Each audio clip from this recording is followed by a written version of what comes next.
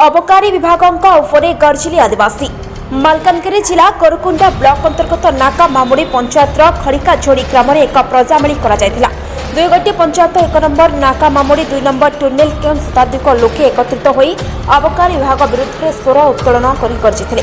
आदिवासी अंचल पूर्व एक नक्सल प्रबल अंचल थिला जेउठिकी कोनोसी प्रशासनिक कथा हो बा अबकारी विभाग कथा काहारी मध्य दिने हेले पाद पड़ु नथिला। एमानक कहबा कथा हला एही अंचलर प्रत्येक ग्राम मानकरे अबकारी विभाग 20,000 टंकारु 1 लाख टंका पर्यंत बटी आदाय करी लुकायित भाव में गंजाई चाष करबा पई अनुमति देउथिले।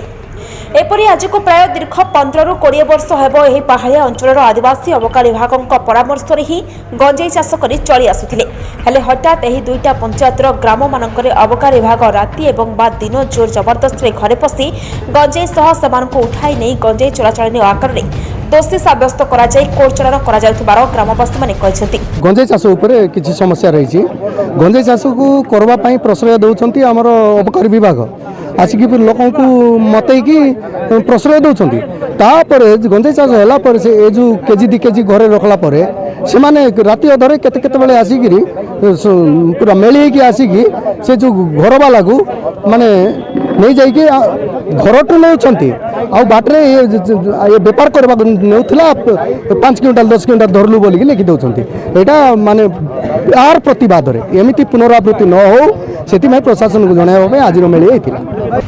आज एही प्रजामेली बसिथिबा मुख्य कारण नाका मामुड़ी पंचायत राजाबंध ग्रामर एक मंदिर पुछेरी नाम हरिहंताल पिता सदन हंताल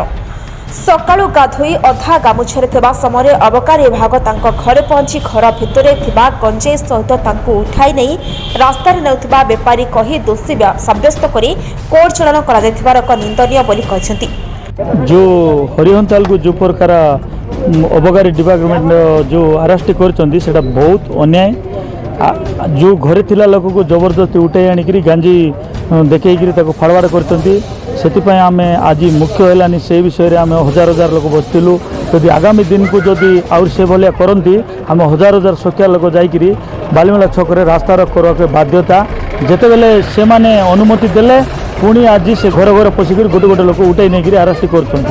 प्रति गाँव में से माने जो बटी आदाय कर अबकारी डिपार्टमेंट 50,000 कोटी लक्षे 1.5 लाख गाँ देखिए 20,000 नहीं से बहुत अन्याय से आम गोटे बहुत किसी दुखित ये भाया जदि काम करवे आगामी दिन को नहीं अबकारी डिपार्टमेंट को बहुत प्रकार मो पु गंजाई कर रखी के विषय जानिक आसिक जमी आइले सेमती मो पुअर गड़े पुरले सब गोटे पुअर गड़े नटीला माल गोटे रही से जमी आइला सेमती मोर पुआ को धरिक से घरे नहीं कर चिड़ा कर सब पूरी कर सब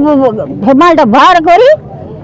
मो पुआ को सब माल सब बाहर कर दे मो पुआ को चल जीव बोली कहला मुई कांदी कांदी कर मुई जाकर दुईटा माइकिना मक डर रही तू कांदे नहीं बोली गाँ हला जीव तू कांदे नहीं बोली करी से माइकिना मन मोर चंडे छुटले आई मोको नहीं कपट डाबी देला आई कपट खुली करी मुई आसी करी मोर पुआ के बोला मो पुआ को लाइला को माँ एते कांदुची बोली करी मोर बड़ पुआ कहला कि सो सान भाई मु जीवी बोली कहला को ताकू अड्डा टुआरे मो पुआ को दारी करी नेले।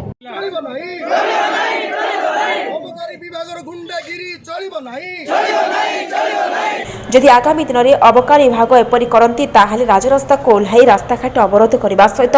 सरकार को कड़ा जवाब देबु बोली आदिवासी माने चेतावनी दैछंती। तो आगो को एभली जदि निरीह जनसाधारण को बिना दोष दे बिना कारण रे आसिकी घर तो उठे कि नहीं कि जेल पठेबा को जदि व्यवस्था से मान करबे ताहले आगामी दिन में आमे प्रशासन को कहूछु जे आगामी दिन में जो जनसाधारण तातिकी अछंती एमाने गणधारणा करबे तापरे जन आंदोलन करेंगे रास्ता घाट अवरोध करेंगे प्रशासन एथि दायी रही। मालकानगिरी जिला नाका मामुड़ी धनेश खरांक रिपोर्ट न्यूज 19 ओडिशा।